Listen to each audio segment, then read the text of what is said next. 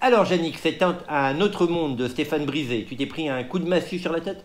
Alors, mais carrément une claque, hein. C'est vraiment un film bouleversant. J'en sors il y a à peine 1 heure et j'ai encore plein d'émotions.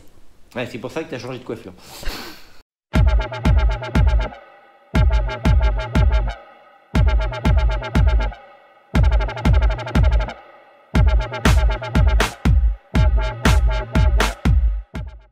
Passons à l'histoire.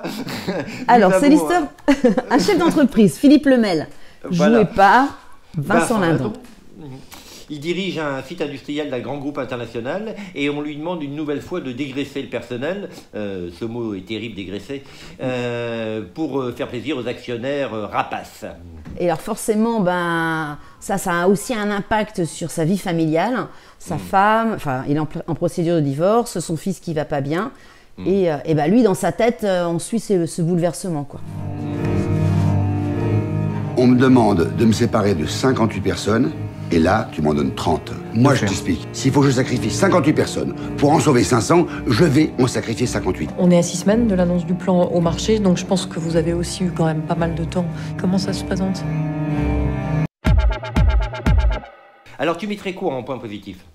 Écoute, en point positif, franchement, j'ai tout aimé. J'ai trouvé ça tellement fort, tellement juste. Bon, ok, d'accord, il en faut un point positif, je vais dire les acteurs, parce que Vincent Lindon, Sandrine Kimberlin, mais enfin, ils n'ont plus rien à prouver, mais même le jeune, qui est celui qui joue leur fils.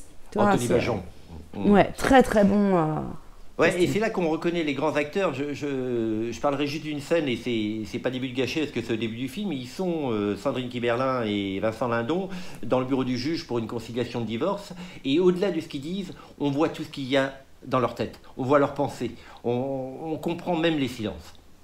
En fait, c'est très réaliste comme film, tu vois. Ça me fait penser, ça me fait venir à mon point positif. Au-delà du jeu des acteurs, je suis entièrement d'accord avec toi. En fait, Stéphane Brisé, réalisateur aîné, était un peu en train de devenir notre Ken Loach à la française. C'est-à-dire qu'il se documente très bien, il analyse très bien la société, les dérives du capitalisme, ses points noirs, mais il nous le fait vivre du côté de l'humain. Ouais, clairement. 8 jours que je vous demande de plancher là-dessus. Moi, j'ai rendez-vous avec la direction générale, j'ai un retour à faire, j'ai rien. Autant vous le dire tout de suite, je suis extrêmement déçue par votre manière de procéder. Je t'ai dit, ça allait être compliqué tant que le groupe Elson n'atteint pas ses objectifs. Alors moi, je dépends du groupe Elson. Je suis mariée avec Elson, moi. Alors du coup, quel bémol tu mettrais à ce film? Le bémol que je mettrais, c'est que, faut pas se cacher, c'est pas une comédie. Hein, on en sort plutôt un peu plombé, on se prend ça sur les épaules. Si on voit déjà les choses de façon un peu sombre, là on est dans le noir complet. Ouais, ou alors on peut se dire qu'on n'est pas seul à vivre ce genre de situation et ça peut permettre d'éclairer aussi une vie. Tu vois, c'est aussi ça le rôle du cinéma. Ah oui, tu y crois toi? Ça serait peut-être ton point négatif, peut-être Écoute, moi, mon point négatif, il n'est pas vraiment lié au film, il est plus d'ordre sociétal, on va dire.